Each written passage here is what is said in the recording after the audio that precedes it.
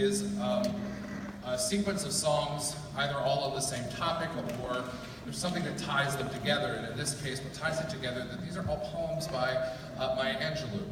Some her most famous poems, others not as recognizable. The first song in the series was the poem that she wrote for the inauguration of President Clinton.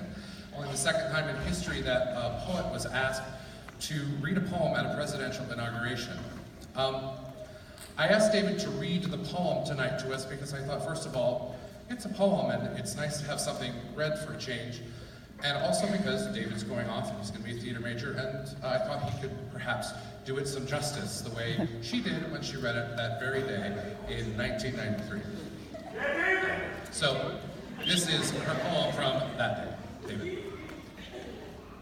A rock, a river, a tree, host of species long since departed, marked by the mastodon. The dinosaur who left dry tokens of their sojourn here on our planet floor. Any broad alarm of their hastening doom is lost in the gloom of dust and ages. But today the rock cries out to us, clearly, forcefully, "Come, you may stand upon my back, face your distant destiny, but seek no haven in my shadow. I will give you no hiding place down here. You, created only a little lower than angels, have crouched too long in the bruising darkness, have laid too long face down in ignorance, your mouth spilling words armed for slaughter. The rock cries out to us today. You may stand upon me, but do not hide your face.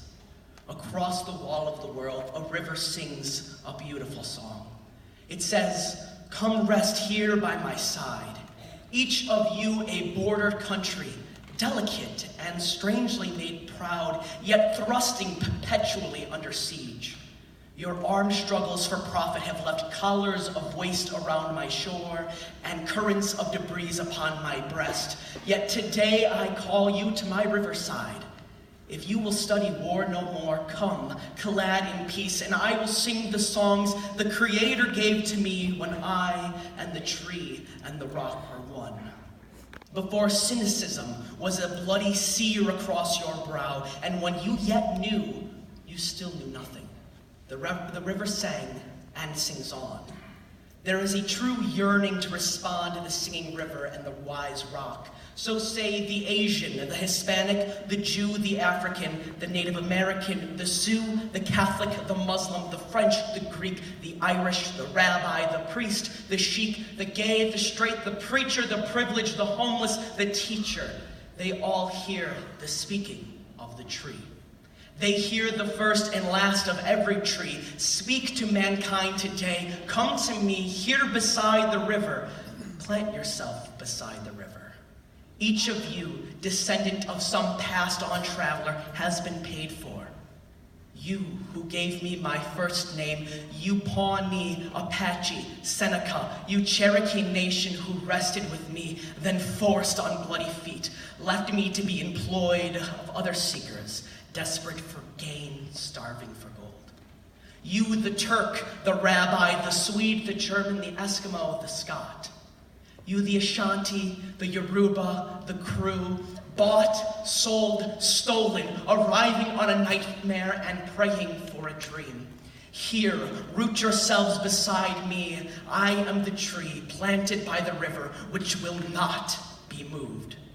I, the rock, I, the river, I, the tree, I am yours.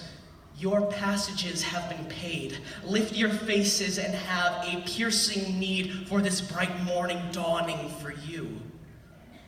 History, despite its wrenching pain, cannot be unlived, but if faced with courage, need not be believed again.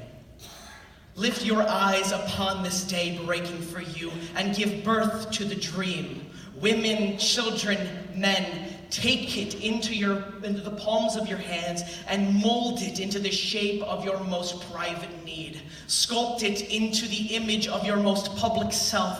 Lift your hearts. Each new hour holds new chances for new beginnings. Do not be wedded to fear, yoked eternally by brutishness. The horizon leans forward, offering you space to place new steps of change here on the pulse of this fine day. you may have the courage to look up and out and upon me, the rock, the river, the tree, your country. No less to Midas than the mendicant, no less to you now than the mastodon then. Here on the pulse of this new day, you may have the grace to look up and out and into your sister's eyes and onto your brother's face, your country, and simply say, very simply and with hope, good morning.